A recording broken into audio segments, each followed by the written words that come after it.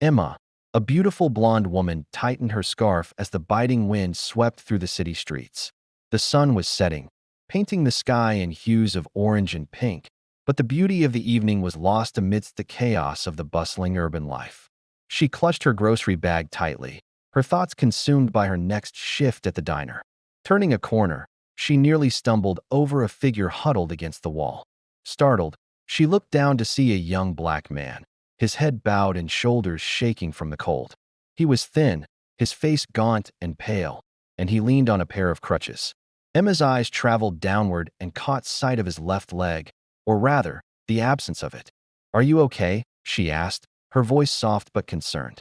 The boy flinched as if her words stung. "I'm fine," he muttered, though the trembling of his hands betrayed him.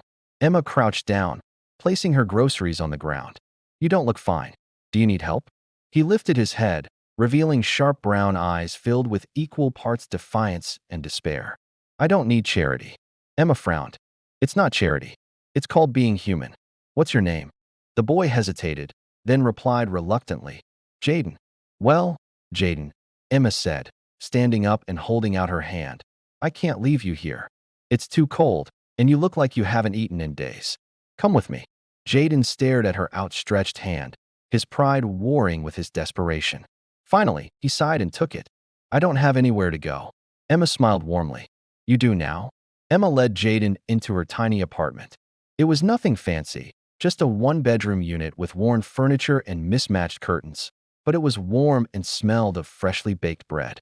Jaden paused in the doorway, taking in the cozy space. "This is your place?" "Yep.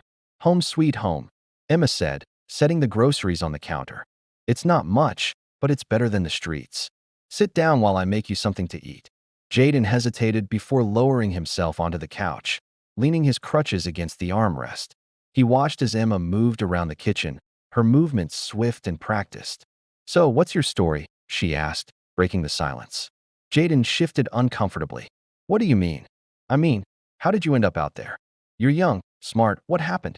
He stared at his hands, his voice barely above a whisper. "Life happened. My mom died when I was 10. Cancer. My dad, he couldn't handle it. He started drinking, lost his job, and eventually, he just left. I've been on my own ever since." Emma's heart ached for him. "And your leg?" Jaden's jaw tightened. "Got an infection after a bad fall. I didn't have the money to get it treated in time, so they had to amputate." Emma placed a steaming bowl of soup and a plate of bread on the coffee table in front of him. "I'm so sorry, Jaden. No one should have to go through that." He shrugged, picking up the spoon. "It's not your fault." "No, but maybe I can help make things better," she said softly. Jaden didn't respond, but the warmth in her voice made the food taste a little less bitter. The following morning, Emma found Jaden staring out the window, his crutches leaning against the wall. "Couldn't sleep?" she asked. He shook his head. "It's hard to relax when you're used to being on edge all the time." Emma nodded, understanding more than she let on. She had her own struggles, working 2 jobs to make ends meet and carrying the weight of her own past, but she wasn't about to let that stop her from helping someone in need. "How about we start small?" she suggested. "First, we'll get you some proper clothes. Then, we'll figure out the rest." Jaden frowned. "You don't have to do all this for me." "I know," Emma replied with a smile. "But I want to." They spent the day at a thrift store, Emma insisting on buying him a few warm jackets, jeans, and shirts. Jaden protested at first, but the sight of himself in the mirror, a semblance of dignity restored, softened his resistance. "See," Emma said as they left the store. "Doesn't it feel good to have clothes that actually fit?" Jaden managed a small smile. "Yeah, I guess it does." Over the weeks, Jaden and Emma fell into a routine. Emma worked long hours at the diner, and Jaden spent his days helping her around the apartment. He insisted on earning his keep, even if it was just by fixing a leaky faucet or cleaning up. "You're a hard worker," Emma commented one evening as they sat down to dinner. "Old habits die hard," Jaden replied. "When you're living on the streets, you have to keep moving or you'll go crazy." Emma studied him, her admiration growing. Despite everything he had been through, Jaden still had a spark of resilience. "You know," she said, "you're good with your hands. Have you ever thought about doing something with that? Like a job or a trade?" Jaden hesitated. "I've thought about it, but who's going to hire a one-legged guy with no experience?" Emma reached across the table, placing her hand over his. You'd be surprised, Jaden. You're capable of so much more than you think. For the first time in years, Jaden allowed himself to believe she might be right.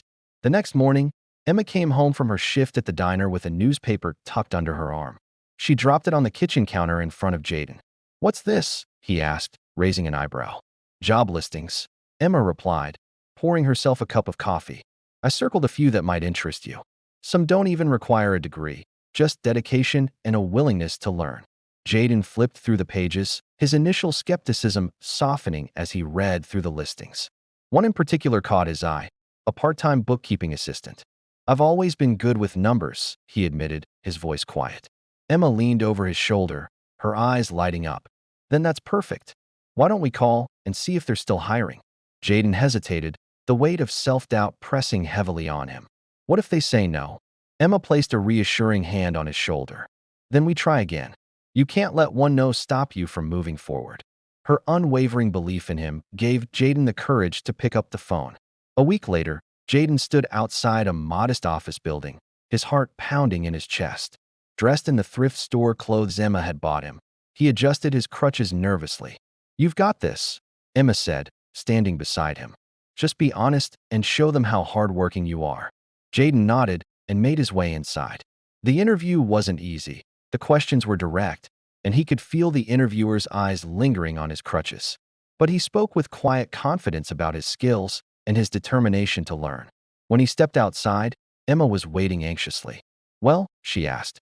"They said they'll call," Jaden replied, his expression unreadable. Emma smiled. "That's not a no. Be proud of yourself. You did great." For the first time in years, Jaden felt a flicker of hope. 2 days later, the call came. Jaden was hired as a part-time bookkeeping assistant. The pay was modest, but it was enough to give him a sense of purpose. On his first day, he arrived early, his nerves battling with excitement. The work was challenging but satisfying, and Jaden quickly earned the respect of his co-workers with his dedication and sharp mind. Each evening, he returned home to Emma, eager to share stories about his day. She listened with pride, offering encouragement and advice when he needed it. "You're really good at this, Jaden," she said one night over dinner. "Have you thought about going further? Maybe taking some classes?" Jaden shook his head. "I don't know. College costs money, and I don't want to be a burden." "You're not a burden," Emma replied firmly. "And there are scholarships, grants, and other programs that can help. You've got too much talent to hold yourself back." Her words planted a seed of possibility in Jaden's mind. As the months passed, Jaden excelled at his job, impressing his employer with his attention to detail and problem-solving skills. He saved every penny he could, determined to build a better future. Meanwhile, Emma encouraged him to dream bigger. She helped him research online courses in business and finance, and together, they created a plan for him to pursue further education. "You've come so far already," Emma said one evening as they sat on the couch. "Imagine what you can achieve if you keep going." Jaden smiled, his gratitude for her unwavering support overwhelming. "I wouldn't be here without you, Emma." Her eyes softened. "You've always had it in you, Jaden. You just needed someone to believe in you." One day, while reviewing financial reports at work, Jaden noticed patterns that sparked an idea. He began sketching out plans for a small business, a cafe that would offer affordable, healthy meals in a welcoming environment.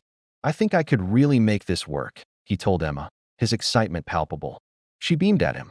"Of course you can, and I'll be your first customer." With Emma's encouragement, Jaden spent his evenings researching business strategies and drafting a detailed plan. He started small, renting a tiny space in a quiet neighborhood and using his savings to buy secondhand equipment. "I want this place to feel like home for people," Jaden said as he and Emma painted the walls together. "It already does," Emma replied, smiling at his enthusiasm. The opening day of Jaden's cafe was modest but heartfelt. Friends and co-workers came to show their support, and the first customers were drawn in by the aroma of freshly baked bread and the cozy atmosphere. Business grew steadily, and Jaden's cafe became a beloved community spot. He worked tirelessly, often on his feet for hours despite the strain on his crutches, but he didn't complain. "This place is everything I dreamed of," he told Emma one night as they locked up. And it's just the beginning. Over the years, Jaden expanded his cafe into a thriving chain, offering opportunities to others who had faced challenges like his own. His story became an inspiration, proving that resilience, hard work, and a little kindness could transform even the darkest circumstances into something extraordinary.